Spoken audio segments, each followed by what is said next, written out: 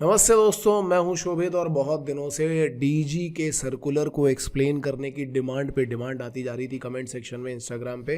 वैसे कई लोग पहले भी इस डीजी के सर्कुलर को प्रॉपरली, डीजी शिपिंग के सर्कुलर को प्रॉपरली एक्सप्लेन कर चुके हैं। बट और मैंने भी एक इंस्टाग्राम वीडियो पे एक्सप्लेन करने की कोशिश की थी, लेकिन मैंने सोचा कि क्यों ना यार एक फाइनली, क्योंकि उसके बाद भी मेरे पास कॉल्स वगैरह आ गए, तो मैंने सोचा कि एक फाइनल वीडियो बना ही देते हैं यार। ठीक है। और बहुत दिनों से मैं वीडियो इसलिए भी नहीं बना पा रहा था क्योंकि हम लोग थोड़ा पढ़ने पढ़ाने में और नया सेटअप बनाने में बिजी थे। मतलब ग्रोथ वाला फेज़ चल रहा है ना भाई, ग्रोथ वाले फेज़ में ये सेटअप बनते रहते हैं। तो एक काम करते हैं, डीजी का सर्कुलर फटाफट शुरू करते हैं।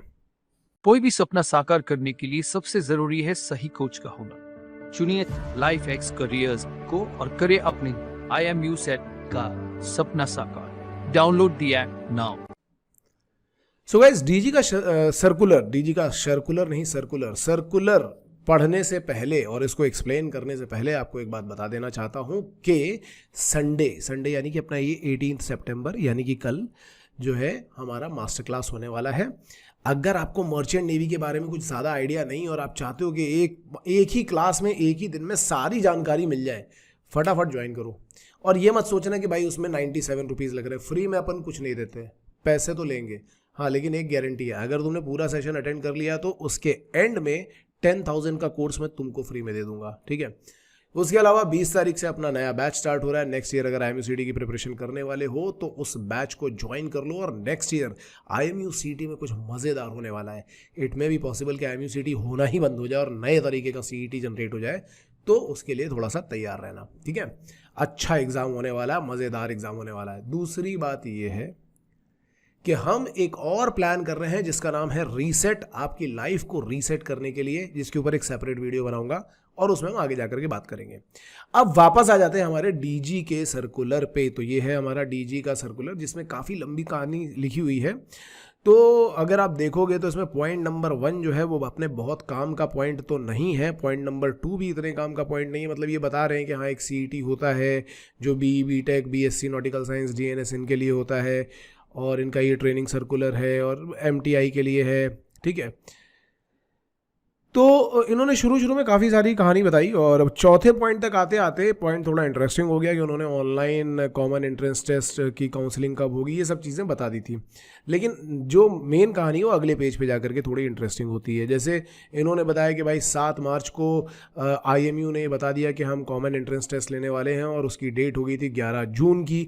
आप सभी लोगों को पता है, मेरे पुराने वाले चैनल पे जो कि डिलीट हो गया है, काफ़ी दुख के साथ बताना पड़ रहा है, पुराने वाले चैनल पे ऐसा हुआ था कि मैंने बता दिया था कि 11 जून के टाइम पे एग्ज़ाम होने वाला है और उसी टाइम पे CBSE के एग्ज़ाम भी चल रहे हैं। तो CBSE वाले बच्चों के साथ बड़ी नाइंसाफ़ी है, कई सारे बच्चों ने DGS को मेल्स लिखे। ठीक है। उसके अलावा IMU की जो दादागिरी चल रही है ना, कि IMU क्या करता है कि हमसे एफिलिएटेड जो कॉलेज है उनको तो हम देखेंगे और जो हमारे एफिलिएटेड नहीं है उनको बाढ़ में जाने दो। तो उसमें क्या हुआ कि वो वाले कॉलेजेस भी इकट्ठे हो गए। ठीक है। तो यहाँ पे जो स्टोरी थी उसमें सिर्फ इतना बताया गया कि 11 जून को, 6वें पॉइंट में बताया गया कि 11 जून को एग्जाम कंडक्ट हुआ, रैंक वैंक सबको मिली।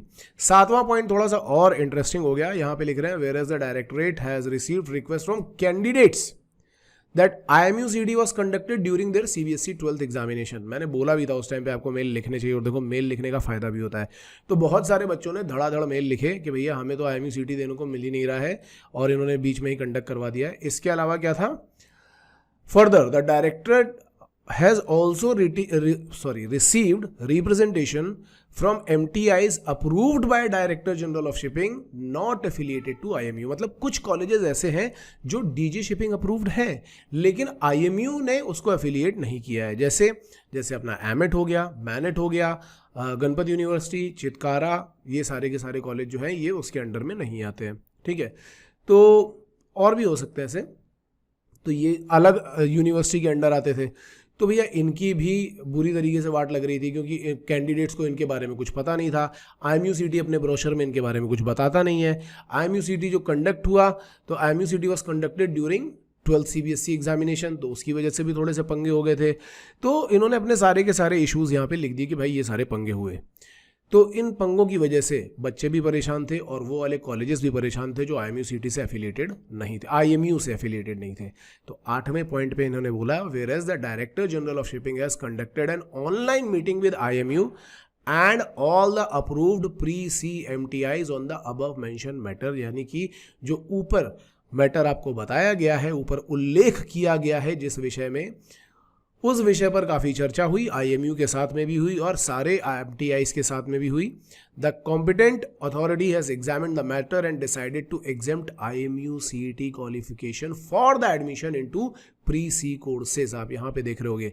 तो फाइनली इन्होंने ये बोला कि भैया देखो ऐसा है कि अब क्योंकि तुमने CBSE के बोर्ड के बीच में ही अपना एग्जाम कंडक्ट करा लिया है, काफ़ी बच्चे एग्जाम दे नहीं पाए हैं, तो जो IMU-CT की रैंक है उसका हम फंडा ही ख़त्म करे दे रहे हैं। और वो फंडा ख़त्म इसलिए भी करना था क्योंकि जो भी नॉन IMU वाले कॉलेज थे, मतलब DG शिपिंग अप्रूव्ड हैं लेकिन IMU के अंडर नहीं आते हैं, वो बेचारे बहुत सफ़र कर रहे थे, उनका कोई एडमिशन ही नहीं ले रहा है और IMU वाले उसको अपने ब्रोशर में दिखा नहीं रहे क्योंकि वो अलग यूनिवर्सिटी के हैं। तो इस पंगे का क्या हल था, इसलिए इन्होंने क्या किया, इन्होंने बोला कि now therefore all approved, जितने भी DG shipping approved maritime institute हैं, चाहे भले ही वो IMU-CT के अंदर ना आते हों, वो बोला are allowed to admit non IMU-CT qualified candidate along with CET qualified candidate to complete their admission process. मतलब कि AMET, MANET, Ganpat university, Chitkara university, BP marine, इन सब को DG शिपिंग ने बोल दिया कि भैया ऐसा है, तुम्हारे पास छूट है, तुम IMU-CT क्वालिफाइड कैंडिडेट भी ले सकते हो और वो भी ले सकते हो जिनको IMU में रैंक नहीं मिली है, ये आपके पास छूट है। ठीक है, तो ये सबको और सारे अप्रूव्ड कॉलेजेस को, मतलब कि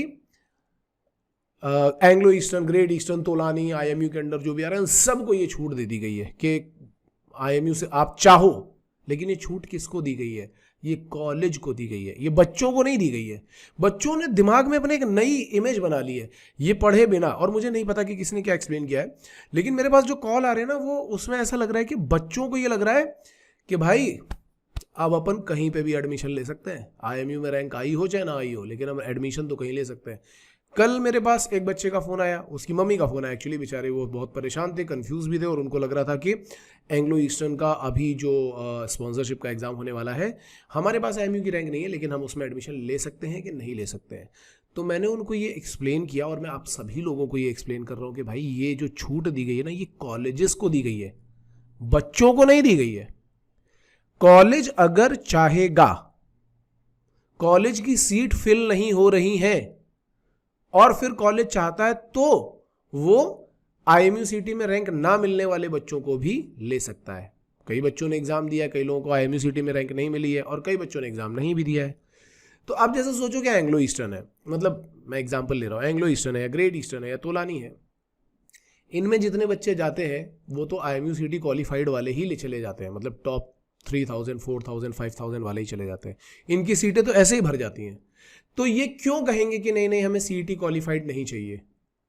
ये तो ऑब्वियसली मांगेंगे कि हाँ भैया हमारी डिमांड है, CET क्वालिफाइड होना चाहिए, CET की रैंक है, नहीं है बाद में आना, फिर ठीक है नेक्स्ट ईयर आना, ठीक है। तो कॉलेज, जो कॉलेज की सीट नहीं भर पा रही है, जैसे सपोज करो एमेट की नहीं भर पा रही है या मैनेट की नहीं भर पा रही है या चितकारा की नहीं भर पा रही है या गणपत यूनिवर्सिटी की नहीं भर पा रही है, इस तरीके के जो कॉलेज है जहाँ पे सीट नहीं भर पा रही होगी, उनके पास आज़ादी है कि आपके पास आपको, क्योंकि देखो क्या होता है, जैसे कॉलेज का एक बैच है तो उस बैच की सारी सीट फिल होनी होती है, अगर वो सीट फिल नहीं होंगी तो उनका वो वाला बैच की उतनी सीट्स बेकार चली जाएंगी। और इस बार गड़बड़ भी हुई, आप सभी को पता है कि IMU में कई अच्छे सारे बच्चे थे जिनका बोर्ड का एग्जाम था जिसकी वजह से वो IMU नहीं दे पाए। तो इन कॉलेजेस के पास छूट है, लेकिन मुझे नहीं लग रहा है कि अच्छे वाले कॉलेजेस जो होंगे, अच्छे वाले कॉलेज या बुरे वाले कॉलेजेस तो नहीं बोल सकते, लेकिन हम ये बोल रहे हैं कि जैसे जो IMU के अंडर आते हैं वो तो डेफिनेटली IMU-CT की रैंक क्वालिफाई लेकर के ही जाएंगे। हाँ, लेकिन जो IMU के अंडर नहीं आते, जो दूसरी यूनिवर्सिटीज़ के अंदर आते हैं, वहाँ कॉलेज के पास चॉइस है, बच्चों के पास चॉइस नहीं है। आप किसी कॉलेज में ज़बरदस्ती नहीं कह सकते कि नहीं नहीं नहीं हम तो आपके यहाँ ही आएंगे, वो कॉलेज डिसाइड करेगा कि आपकी रैंक, आपको रैंक के साथ लेना है या रैंक के बिना लेना है।